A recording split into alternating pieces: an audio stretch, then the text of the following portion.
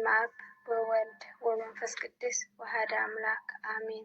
ሰላም እግዚአብሔር ምስ ኩላትና ይኹን። ብክርስቶስ ክርስታውያን ወልዱ ወልዳውያን ዝተሰሚኹም ስድራ እግዚአብሔር አምላኽና ከመይ ቀኒኹም ብኸመይ ኸ ናብ ሰዓት ፀኒሕኹም? አሜን። እግዚአብሔር አምላኽና ከም በዚ ሓጢአትና ይትመልከተ ንዛዕሊ ስያስ መዛብፅሕና ኣብ ንኾነ ስብሃት ውዳሴ ክብርና ምስጋና ንዕብዝሓዮ።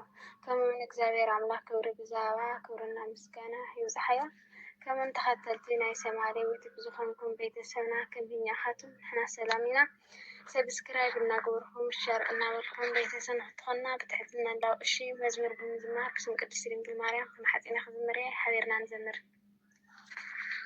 ተመስገን አምላኽ ለብዚ ዘብቃኸኒ ኣብ ስደት ሃገር ኩሉ ምሂርካኒ ካብ ቤት ከለኹ ርሒቐ ብምሕረትካ ግን ሓጎሰይ ደመቐ።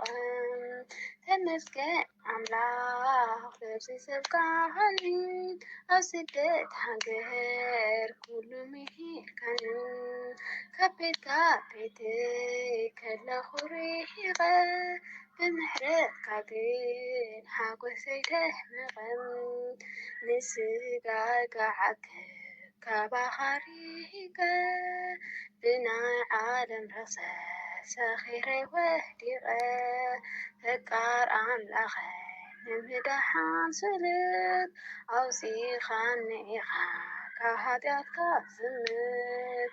ተመስገን አምላኽ ለብዚ ዘብቃኸኒ ኣብ ስደት ሃገር ኩሉ ምሂርካኒ ካብ ቤት ከለኹ ርሒቐ ብምሕረትካ ግን ሓጎሰይ ደመቐ።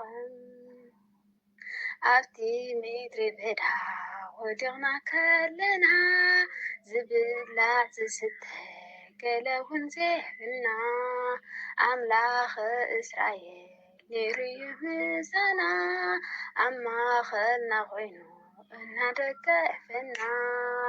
ተመስገን አምላኽ ለብዚ ዘብቃኸኒ ኣብ ስደት ሃገር ኩሉ ምሂርካኒ ካብ ቤት ከለኹ ርሒቐ ብምሕረትካ ግን ሓጎሰይ ደመቐ። ንኃጢአት ተፈከር ጎደሎ ዘይብልካ ክንደይ ትፈትወኒ ንዓይኒ ባርያኻ ብርሃን ካብሪኻለ ክምለስና ቤትካ ውልድካ ክኸውን ከይወፅካ ቤትካ።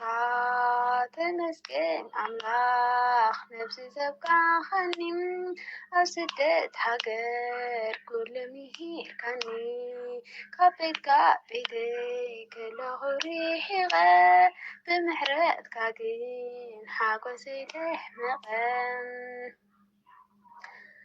ኣብቲ ኣይፈርሕን ኣነ ዘኣምነሃለኒ ኩሉ ግዜ ምሳይ ዘይፍለየኒ መንከራ ስቃይ እንተበፅሐኒ ብዘይ ጉርስተስ የለይ ዘድሕነኒ። ተመስገን አምላኽ ነብዚ ዘብቃኸኒ ኣብ ስደት ሃገር ኩሉ ምሂርካኒ ካብ ቤት ከለኹ ርሒቐ ብምሕረትካ ግን ሓጎሰይ ደመቐ። ተመስገን አምላኽ ነብዚ ዘብቃኸኒ ኣብ ስደት ሃገር ኩሉ ምሂርካኒ ካብ ቤት ከለኹ ርሒቐ ብምሕረትካ ግን ሓጎሰይ ደመቐ። ተመስገን ዝማሬ መላእክት ዝተቀበለ ዝማሬና መቀበልና ዝወደቀ ዝጎደለ ብኩሎም መላእክት ይታረመለይ። እሺ ናይ ሰማዕለ ቤተሰብ ዝኾንኩም ሰብስክራይብ እናገርኩም ንክታተው